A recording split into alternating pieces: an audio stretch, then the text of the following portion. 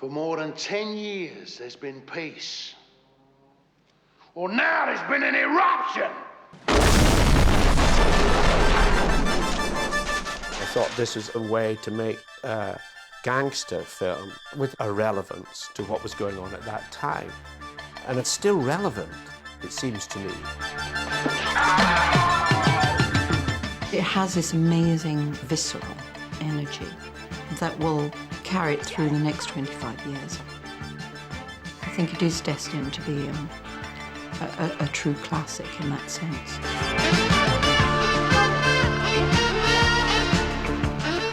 It was my first movie, and I was just really proud to be part of it. It was an amazing ensemble piece of work by everybody. There's a lot of static electricity coming actually from the set. But there was that kind of feeling of it being extraordinary. It was a very enjoyable film to work on it. And I felt like sort of, you know, I thought, oh, yeah, this is great, you know what I mean, really creating here at centre.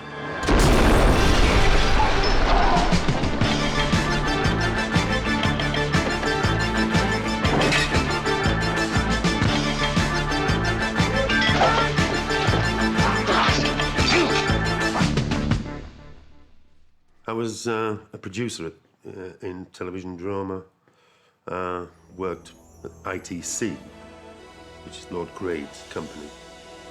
Barrie Keeffe was working with me on a play that I'd had him adapt. I was aware of his writing anyway, and I got together with him and said, look, I'd like you to do something, whatever you want. And then this script arrived called The Paddy Factor, and that was the beginning of The Long Good Friday. Well, the idea was presented to me in the form of a script that was given to me by a friend of mine, Barry Hansen, who had worked with Barrie Keeffe, the writer. They had thought of doing a British gangster movie. And he knew I loved gangster movies. We all loved the early Humphrey Bogart and James Cagney type movies. So he gave me this early script, one of the first of the many rewrites we actually eventually did. And I just thought the central idea was great. This capitalist thug going into big business and coming up against a politically oriented terrorist organisation. But there were certain things in that script which I thought could be changed, and we worked on those. We were working in Carnaby Street. That was an exciting kind of situation because there was a lot of give and take and rows with everybody. We'd do our orders for coffee and Barrie Keeffe would say, mine includes 3 large brandies if I have to meet John Mackenzie after it. I may say that when Barry Hansen gave me the script, he said, I really think Bob should do it. And we instantly agreed. Bob, in my mind, was the only guy who could play it. Zulu Dawn. He'd just come back from Zulu Dawn. We sent it to him and they said, oh, he's in hospital. Yeah, they sort of came in and pitched it to me. And they said, we got this gangster film. I said, yeah, I've got a worm. You know what I mean? He said, no, it's going to gangster. No, I've got a worm. I was made an honorary chief by the Zulus. And the thing is, they make you eat a piece of raw beef that they just killed. And I got a tapeworm. And it was 40 foot long, this thing, and they couldn't kill it. This tapeworm had just been taken out. We didn't see the tapeworm, but he seemed to be fit enough to do another picture anyway. So I read the script, and it was wonderful. Oh, yeah, this is great. And I was, I was on. I wanted Helen Mirren to do this particular part because it required somebody very, very strong, a very good actress. The script was sent to my agent, and I thought it was really special, very exciting. It was a wonderful piece of writing by Barrie Keeffe, and the only trouble was I thought the woman's role that I was being offered kind of sucked, you know. The girl in it was a sort of gangster's moll. She was a pea-brain tart. So we had, you know, a lot of discussions about it. I wanted to make her intelligent. I wanted her to be a part of the story. And I agreed to do the film because Barrie said he would address those issues. I thought I couldn't have had a better kind of poker hand. Everybody thought, let's make the best possible film we can. How Long Good Friday was made for Black Lion, an adjunct of the great organisation. And it was a very happy film to make. 9 weeks, I think it was. Made on quite a low budget. And nearly all the film was shot on location. Making a film should very much be teamwork between the director and the cameraman. I'd known John for a long time, and we both trusted each other's judgment on various things. And I liked John so much, I thought he was a terrific director. I thought if anyone could make something out of this, he could. I always wanted this film to be, quite a film of some scale. There was originally going to be a totally different opening to this film, going over the Italian Apennines and swooping down on a van, and you see a hold-up and money being taken from this van, be taken by some Italian-looking guys. And then you follow the progress of this money until it arrives in London. I wanted to hint that it was illegal money coming from illegal organisations, terrorist organisations mainly, and being passed to the IRA.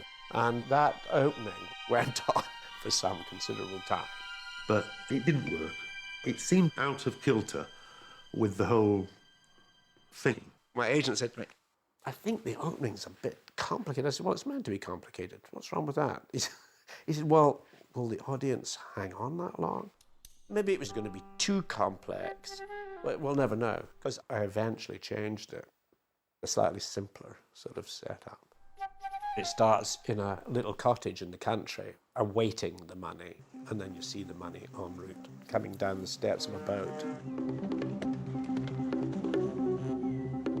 And the guy delving into it and all that.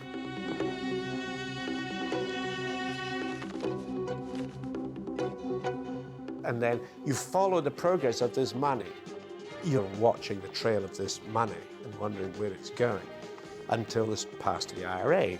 You're not letting the audience know, but trying to hold them. And then the IRA cottage being raided. It was still quite complicated.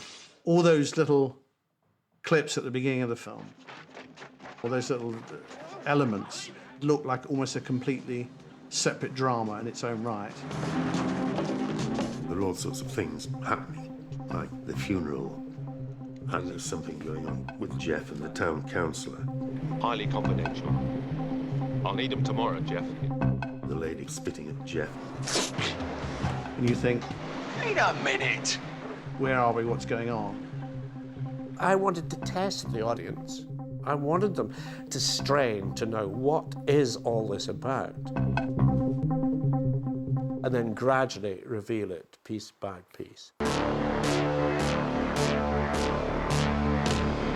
You always remember Harold Shan's entrance, having just got off Concorde and all that. The pompousness of the guy as he strides through Heathrow Airport, owning it. Bob was, for me, crucial to the part, and he gave me all the nuances of the character that I really wanted. I suppose it was me, really. Good old George. The character was me. Everything all right when I was away? Apart from being a gangster, The new casino's gone through. you know, sort of quite emotional, sort of, not always going the straight route. Yeah, he's climbing up the tree of his profession. You know, I didn't have to work hard at it. That was who I was. Again, I agreed to do the film because Barrie said he would make my particular role much more interesting. I hate being late for church. And as often happens, Have a nice Easter. other things were more important at the time. God rot your soul. Really, none of my questions had been addressed. So then I was in a very awkward position because I'd kind of signed up for something on the understanding that this would be done, and it hadn't been done. So basically, the role got developed while we shot. Oh, Christ, Harold, she's always worse when she's going to church. We always felt that Harold Sham was a bit more intelligent, had a bit more taste than to just want some bird to screw every now and again, you know what I mean? He wanted a life partner, Cheers. and that's who Helen was. Have you organised everything? Yeah, it's coming along. You don't get Helen, someone as intelligent as Helen, who's obviously intelligent, to play a bimbo. Charlie should be landing about now. And so Barrie rewrote the role. Yeah. Maybe we should have gone to the airport to meet him. She was classy and she was educated, and that was her contribution to his world. Well, we played it up, right? You went to school with Princess Anne, played hockey with her, all that. There's lacrosse at Benetton. Hockey's frightfully vulgar. These slightly posh girls, they always rather like to slum it, you know. They like to walk on the wild side, some of them. The Yanks love snobbery. They really feel they've arrived in England if the upper classes treat them like shit. He enjoyed the fact that he had captured this high-class bird. We better check how the chef's progressing. She gave him class. And, you know, made him look good in that sense. Someone said to me once, well, why would someone like Victoria want him, you know? Well, I said, it's obvious, isn't it? He broke 2 of them, demonstrating their exquisite delicacy. It was power. He doesn't know his own strength. Power, they say, is a big aphrodisiac. And you could see how she would be very attracted to someone of his immense internal power.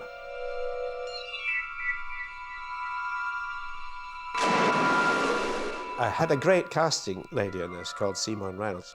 I said, I want this IRA guy to make a sort of impact. And Simone Reynolds came up with the name of this young actor called Pierce Brosnan. And I said, well, who's he? You know, who's Pierce Brosnan? This was my first film. My agent called me, said, I've got you 2 days, possibly 3 days work on a film called The Long Good Friday. Report to work next Tuesday, Morden swimming baths. I hadn't a clue what I was supposed to do. I hadn't read the script. They didn't send me the script. There was no dialogue. I didn't have to read for this part. John said, you play an IRA hitman. Got no lines, but you kill people. I said, I'm in. Great. And he said, this guy's gay, and you're picking him up, and you're gonna kill him. That was my job. Kill him. And the rest was for whatever I wanted to make it. All right. I picked the guy up, and then there's like, you know, give him the old knifey. I got nothing to say, really, except that was my day at work at Morden Baths, and we did a good job killing Paul.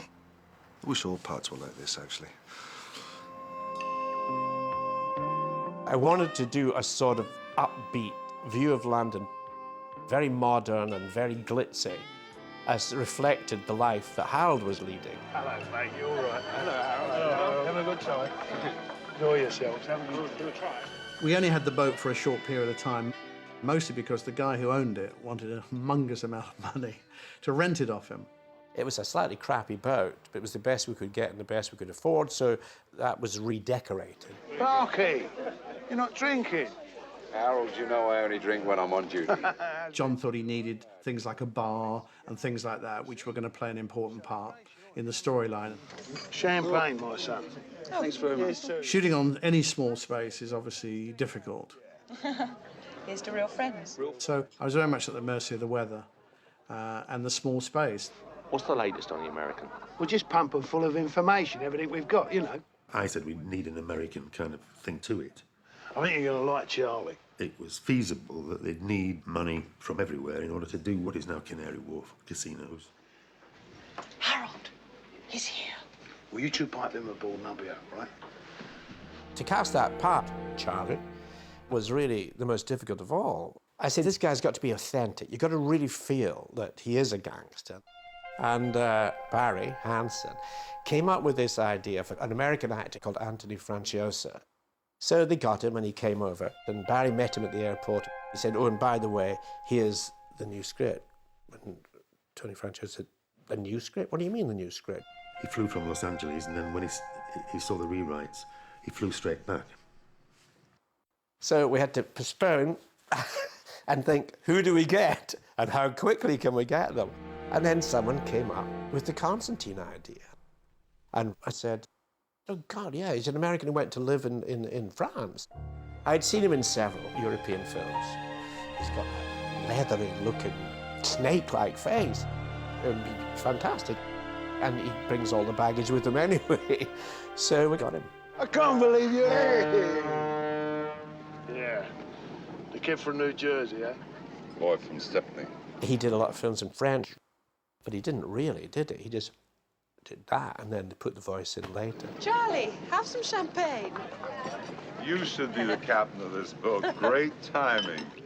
I had to say, well, you got to speak English with an American accent. You got to do that, and I'm not going to dub it later.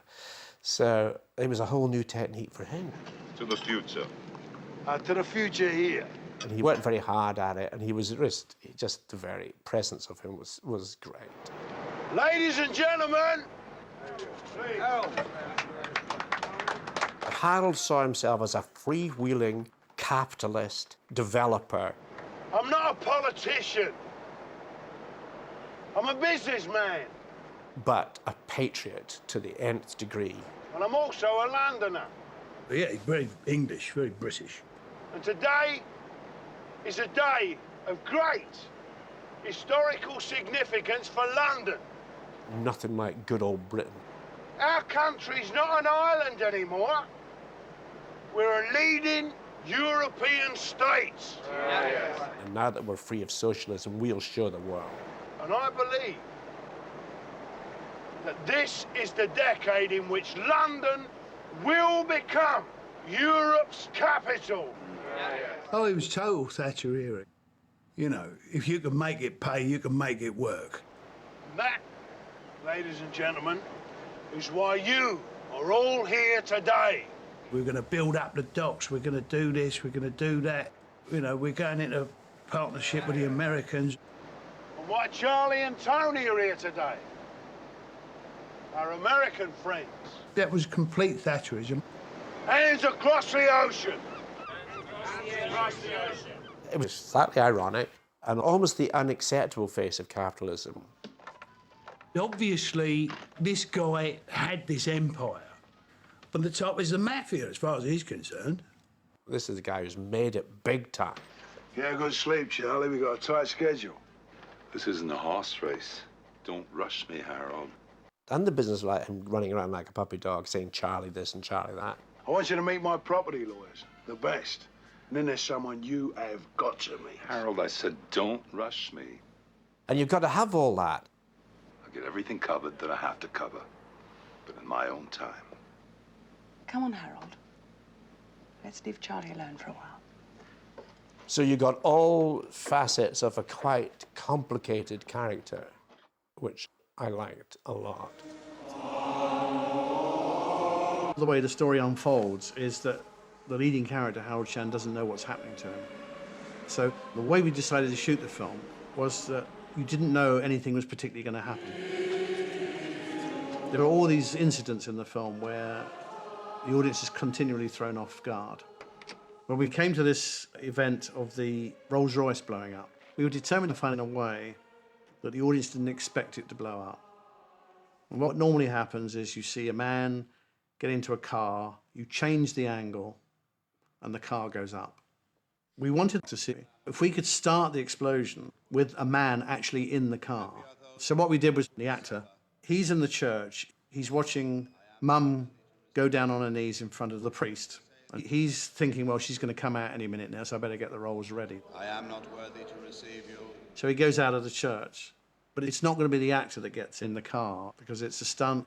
It's a difficult thing to do. So now you have to get a stuntman. We cut to his feet, so you don't see his face. Tracked with him as he went down to the Rolls Royce, took the hinges off the boot lid and put a couple of mortars and a petroleum bomb. He opens the door, and as he slams it, the boot blows out. We cut, and a dummy is put in place. Then we put 4 other cameras round, and we blow the whole thing up. And then we just join the two together, and it looks like the whole thing goes up in one. It's a surprise to the audience because they don't think anything particular is going to happen. And boom, up it goes. Yeah? I wanted to make Harold Shand three-dimensional. This character could be tender and loving 1 minute, then the next minute, a sort of monster. Diabolical liberty. And Bob was the ideal actor. What is it? To give me that. He's dead. Eh? Eric, he's dead. A car bomb. You see, the great thing about Bob was he hadn't film acted much before. It's outrageous. He had that animalism. You don't go crucifying people outside a church, not on Good Friday. Which was not made soft by technique. I want everybody in the corporation working on this fast. He was acting from the guts. He was acting by instinct. Right, I want everybody working. Jeff, you get on the blower. Razors, you round them all up and you get them moving fast. He's got wonderfully sort of rough edges to him. Of course, I've never seen that rage in Bob. He plays it beautifully. I'll have his carcass dripping blood by midnight. But that's because he's a very good actor. He's got immense energy and courage and feeling. More bad news. Colin. Dead. I have to say Bob was fantastic. He was perfect for that part. And he was very dedicated to what he wanted to do with the part. And I remember at one point in the middle of it, Bob turning to me and saying, look, this really is the best gangster film ever. Oh, it was wonderful. And it had authenticity. It was great. Shoot him. Let's put some muck on the ceiling. Please, what do you want? Come on downstairs. In the script, the characters were really authentic. I think it sort of changed the genre of English crime films. Put some deodorant on. I'm heavily into personal protection. People said, at last, England had made a gangster film that was about gangsters. I have it from a very reliable source. Do you know what's what? Am I supposed to know something? People thought about me Razors? in a different way after that film. Cut him.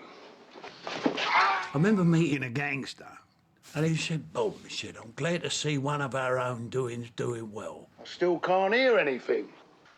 I said, one of your own? I've never tortured anybody in my life. I don't fucking know!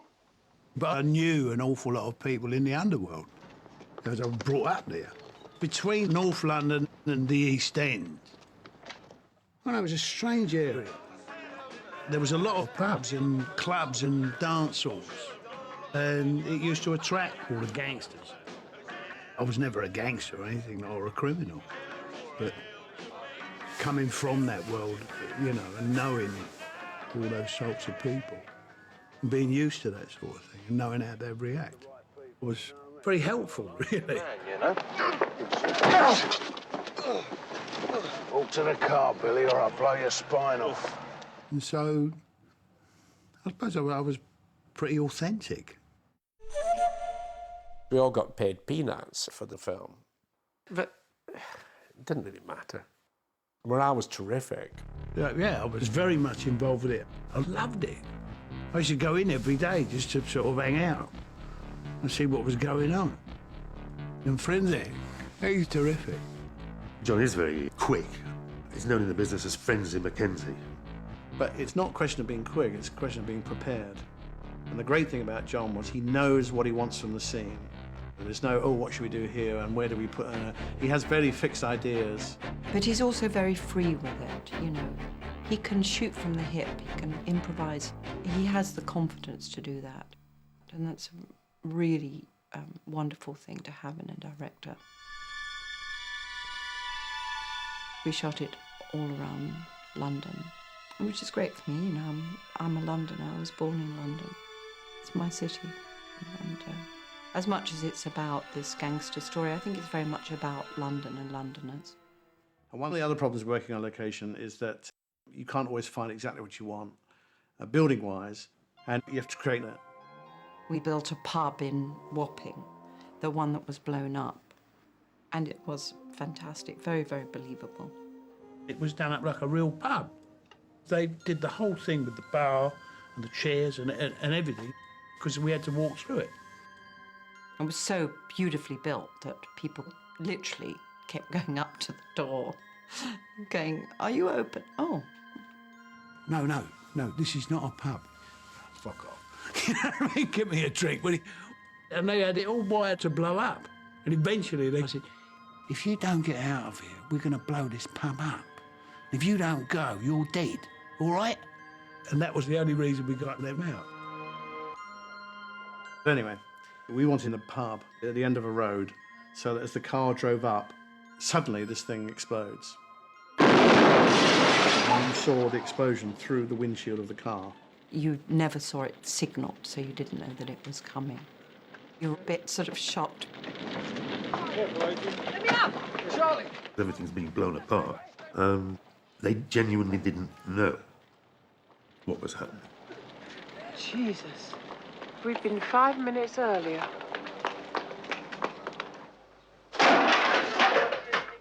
Bob then learned what's going on. What did these comedians look like?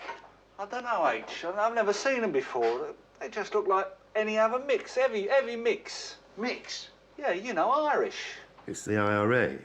As far as he's concerned, they're Irish gangsters. Check out all the mix in the heavy mob who are working on my manor.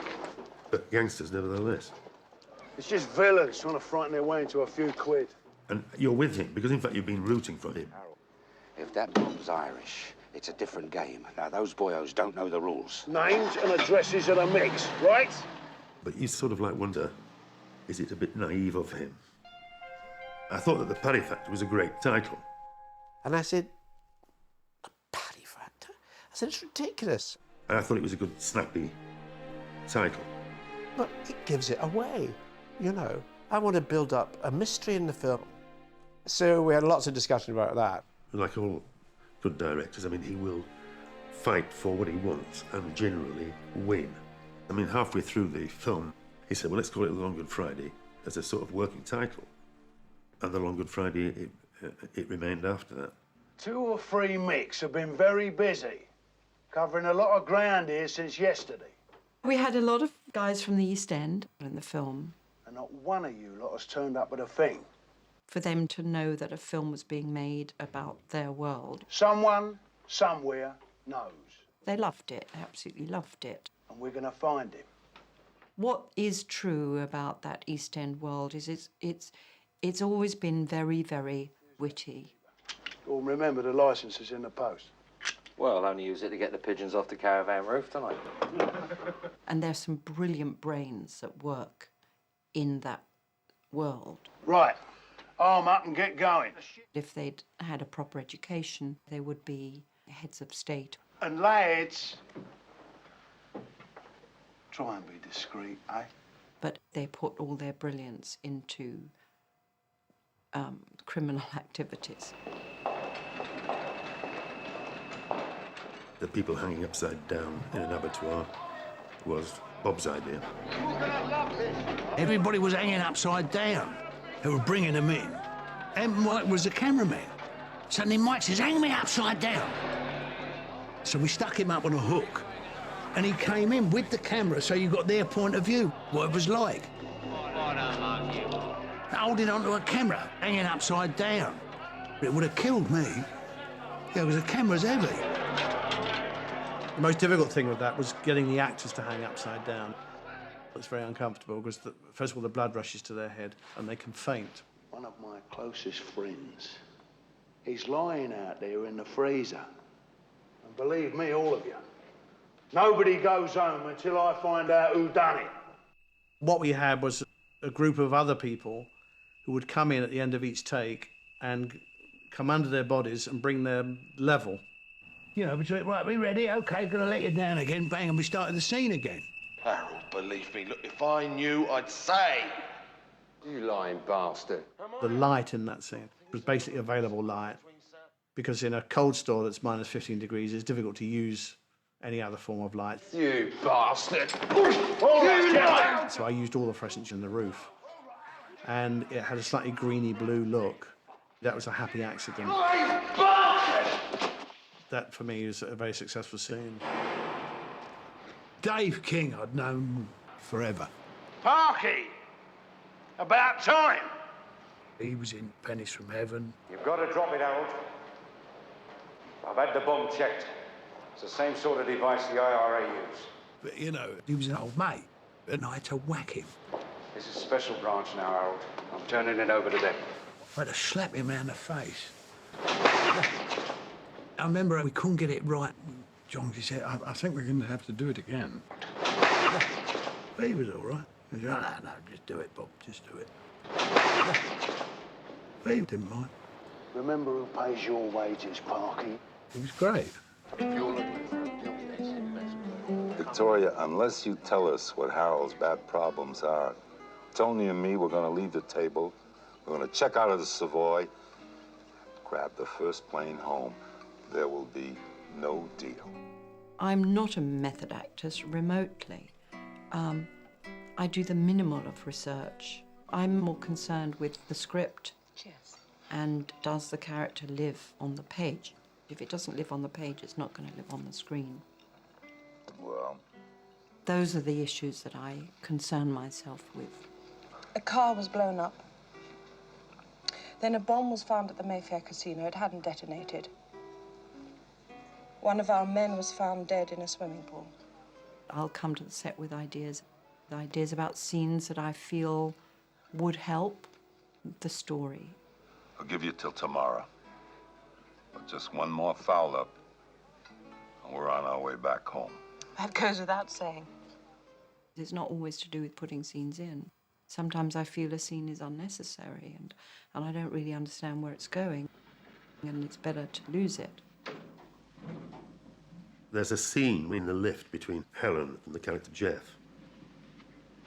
And Jeff says, I want to lick every inch of you. and there was a lot of dialogue. She turned round to us and said, I don't need the words, I can act this. And that's what she did. That scene is virtually dialogue-free. And it worked, simply. Saved by the bell. Good night. It was infinitely better. She was very instinctive about that. Sometimes we'd kind of improvise a bit. Bob was fantastically supportive. But I think it was a bit of a pain for John. He had so many other things to worry about. And really, you don't want some actress saying, and what about my role? It's not good enough. But I think he understood that it was making it a stronger movie. The scene in Harold Shan's flat, that was originally going to be a love scene. He came over and they rolled about and had it off. And Helen said, I don't like doing this. And she was totally right. And I always thought, oh, I really feel this is a pity. Because I liked the tension of what was going on. And this killed it.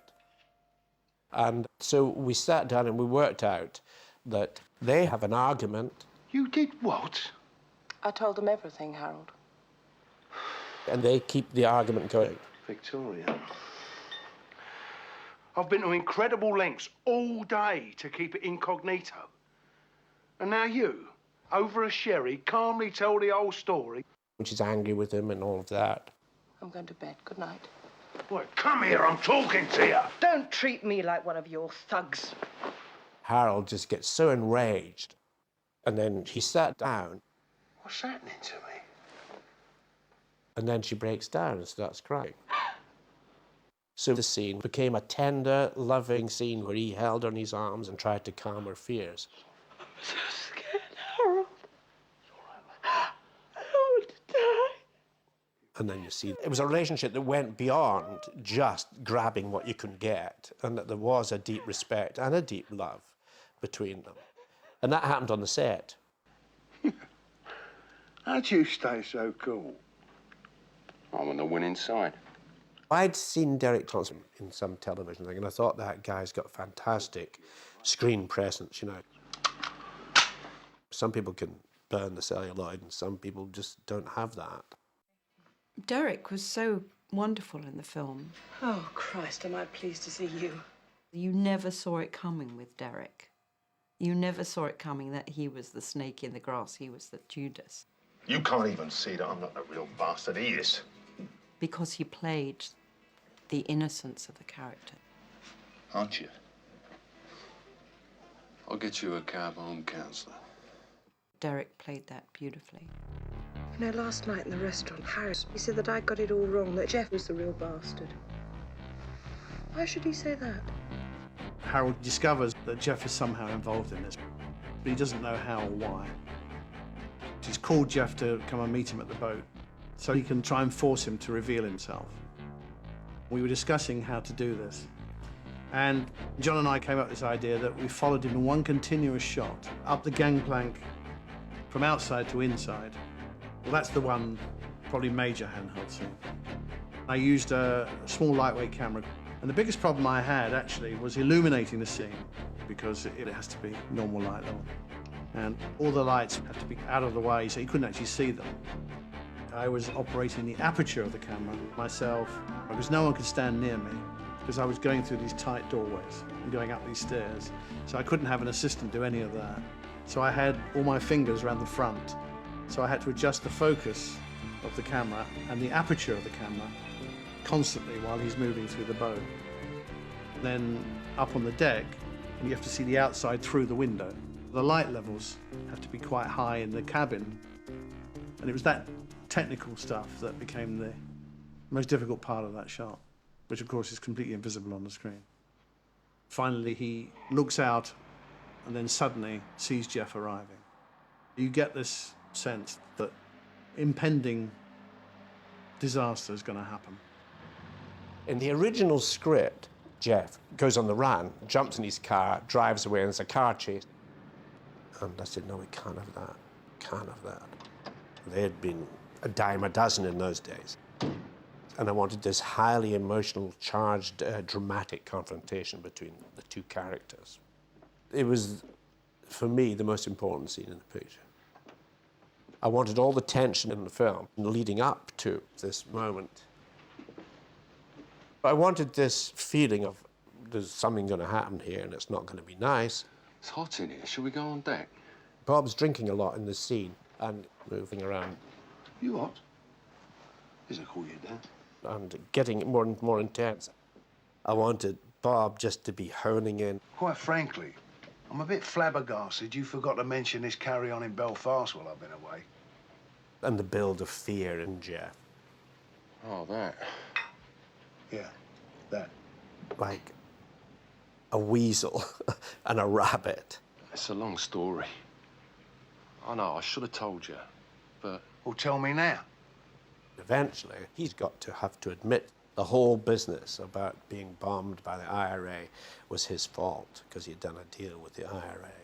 So you got my Colin to deliver for Harris money to Belfast? Yeah. That revelation was the crux of the picture, really. And 3 of their top men were wiped out. The night Colin delivered. Because there you learn the plot. You learn what it's all been about. So they put 2 and 2 together and come up with the answer, haven't they? As Colin's my man, it's down to me. I'm the one that's grasped them up, haven't I? This is all revenge. Yeah. Bob could more or less go within reason anywhere he liked on that set. Revenge. It's me that's gonna take revenge. I'll crush them like beetles. Never. That's where I gave him his head, and we took a slightly wider lens and let him move around.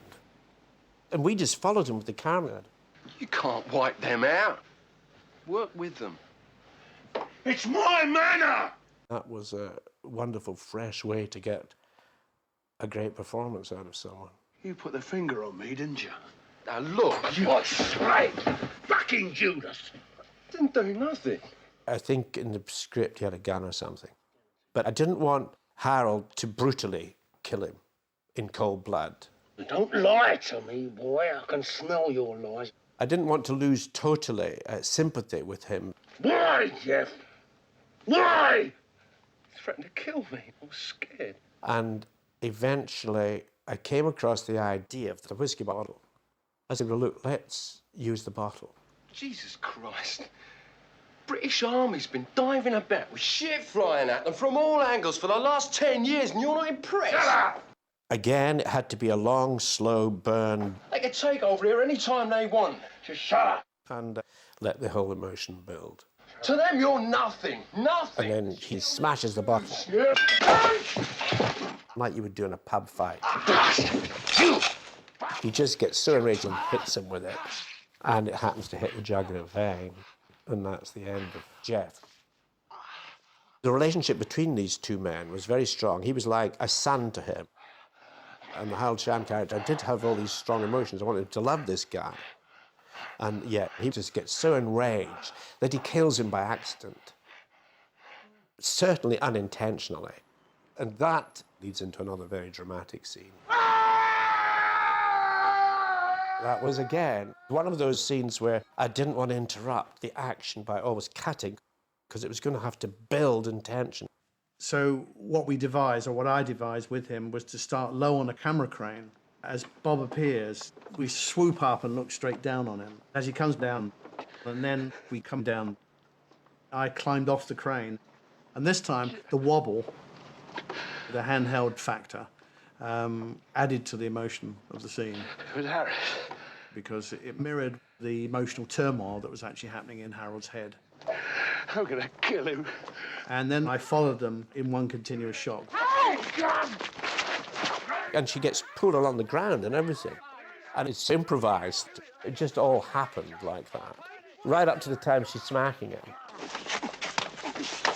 I think it was done in one take. Well, you've got Harris, right? You've got him. Now you use him. You use him to stop this bloody havoc, right? I'm rather proud of that scene. Phil was terrific, and Bob and Helen were magnificent in doing it. They were great. They were a totally different type of actor. Helen was much more a technique actor. I mean, she trod the stage. And Bob was an instinctive actor. He was emotional. But somehow they hit off each other, I thought, extremely well. They gave each other a lot.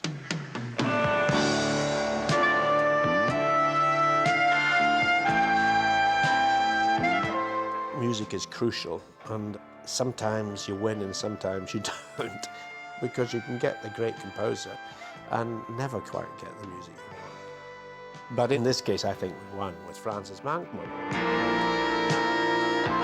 I took a chance because he hadn't done film music before. But I just thought he came out with this stuff that you'll always remember.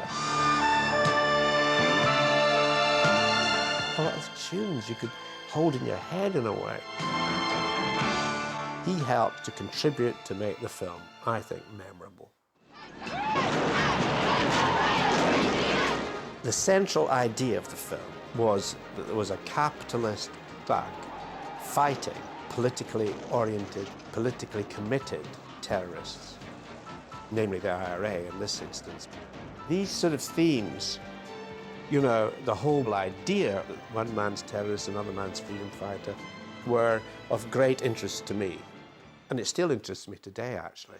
You can't deal with these people. For Christ's sake, they're not interested in money. They're political, they're fanatics. We're now into the war on terrorism. It's the bane of the world. The Harold Shand, they're up against something, they're up against an idea, which is very difficult to fight. This is Mr. Shand. He's brought the money. Harold Shand thought he could fight it. But you can't fight it like that. You do it in a different way.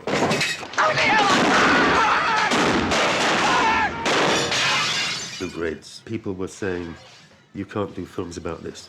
That was about IRA terrorism, with the IRA being sympathetic. But I never thought of it as propaganda for the IRA. I mean, I think the IRA and Harold Shand are more or less on the same level. All the disasters, all the death, and terrible things were going on. You wait here, I'll go and get him, all right? I won't be a minute. But at the same time, there's quite a lot of laughs in this film. For example, the scene where Harold goes to see Charlie. Where's Charlie? And finds out he's going back to America. Everything's all right. I wanted humour. What, you leaving? Yeah.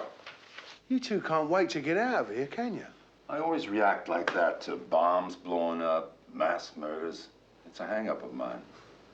And that's what I loved about the way Bob could play it. It's coming to something when the mafia can't handle a little problem, isn't it? Which was slightly ironic, but at the same time not sending him up. I'm glad I found out in time just what a partnership with a pair of wankers like you would have been. Now look. Shut up.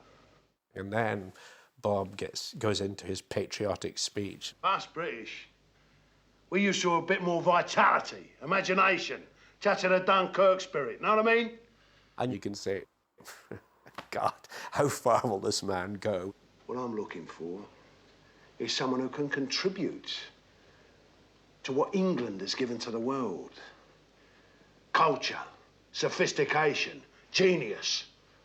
A little bit more than an hot dog, know what I mean? He's got to say it with passion and conviction. Look at you, the mafia. I've shit them. But at the same time, you know, you can laugh. I always find endings the most difficult thing to do.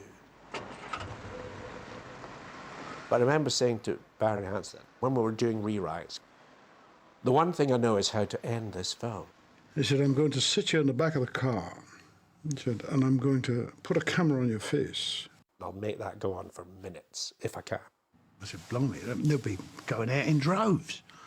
Yeah, they're going to buy it. He said, no, no. I said, you do it. And it was to start outside the Savoy. Bob gets in the car. Here, hold up, where's Victoria? And sees Helen taken away. Bob Hoskins gets whisked away. And then I show up in the front seat, popping up with the gun. Pierce Brosnan, I never met him. He actually takes me off and kills me, but I never met him. Welcome to the world of film. I showed up to shoot the sequence. Bob Hoskins wasn't there. Filmmaker was in the back with the camera and lights. John Mackenzie driving, and me giving my best smile of malevolence. But I was completely ignorant. I didn't realize that it was going to be such a cinematic moment. And when they did my bit, John actually taught me that a camera can see you think. He said, I don't want you to act, I just want you to think.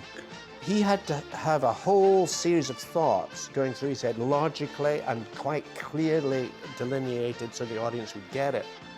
I said, you've got to be joking. But you can't ask an actor just to do that without anything, without giving him anything. So I had to drive the car and direct. I say, you're sitting there absolutely furious. You think, how I'm going to get out of this? I'm going to kill these bastards. How am I going to do it? And I was doing that, giving the dialogue so Bob would react to this. And then I would say, now you think, oh, God, there must be a way out of this. And then gradually we go through the whole sequence where I then saying to him, now you're going to give it. You've got to surrender. And in a way, you sort of admire them. You think, my God, these guys are better than me. And I'm defeated. None of us thought it was going to work, but it did. And I realised then the camera can actually read your mind. If you're thinking the thoughts that the character would be thinking, whatever you're doing, it's right. It was extraordinary. That shot went on and on and on. It was one close-up of Bob's face. And that's how we got it. As I said, it was a very happy film to make. All the disasters happened afterwards. Lou Grade and his people didn't like it at all. They thought it was dangerous. They thought it was promoting the IRA. That was a kind of a sticking point for ITC. They felt their theatres might be bombed or something, I don't know. And then I was informed that they were going to put it out on television. And it was all edited and cut from 111 minutes to 83 minutes. All done without my knowledge until with horror, eventually we found out. And then they went ahead and revoiced Bob with an actor whose hometown was Wolverhampton. The revoicing of Bob was the big mistake they made. They said, come in and see it, Bob. You know what I mean? You'll love it. We've done it really well. And I saw 10 minutes of it and said, you're nicked. My contract says you cannot dub me without my permission. And I'm slapping an injunction on this. You are nicked. Bob then had to say he would go to court because this was going to destroy his career. Then I went to see Jack Gill, who was sort of the managing director of the great organisation, and I said, look, this business about the court case, it's going to be awful for you guys because we've got all the knights, the sirs of the trade, going to come and say in the court that the worst thing you can do to a leading actor is to deprive him of his voice. And he went pale, because also they were into all this sort of snobby sort of stuff. And I said, it'll be a big case, and you'll look rather bad.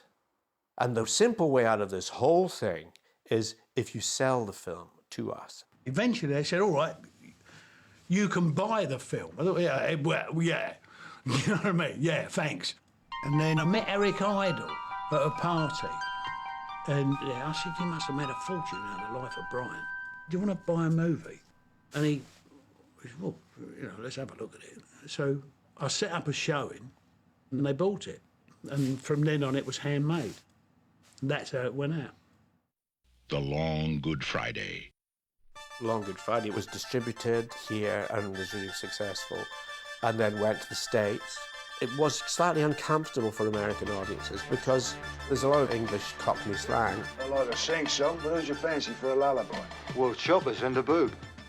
So actually, we put a glossary of terms. On the American version, these are the vital words you gotta just remember if you can. But it got very well received in America, this film. It got great reviews. The Long Good Friday, a gangster film in the classic old Hollywood mold of sharp craftsmanship. Bob Hoskins, a terrific actor, is a Cockney Edward G. Robinson. It was just tremendous from that point of view. I have to say, when I saw the finished film, I was blown away by what John had done. It was a great couple of hours in the cinema. I'm very happy to have been a part of it. And I'm surprised and delighted that it goes on and on. Some critics made a list of the 100 best British films. The Long Good Friday. It was listed 15. It's justified in terms of its status. Fucking hell! I was certainly proud of it. But, you never think that you're going to make something that's regarded so long afterwards as that thing. For me, as an actor of 25 years of age, it was brilliant. But I'm glad I made something with my career. Otherwise, you wouldn't be talking to me. I'd just still be the guy at the end of the movie. I think The Long Good Friday is one of those rare movies that has this amazing inner energy. And it's because of that inner energy that it will always be watchable. I would have thought it would have been really dated by now. But everywhere I go now, people come up and start saying they loved it. And it's great that they say that. Oh, jolly good. I have to admit, it was about the happiest film I can remember. And that isn't always a good augury. Sometimes you do films like that and you think what a wonderful experience it's been and the thing bombs, So you can't be sure you've got something of real quality. But everything on the film was great. Everyone put their heart and soul into it and loved it. It was important for us at that time, important for all our careers. So it was memorable. I think of it warmly.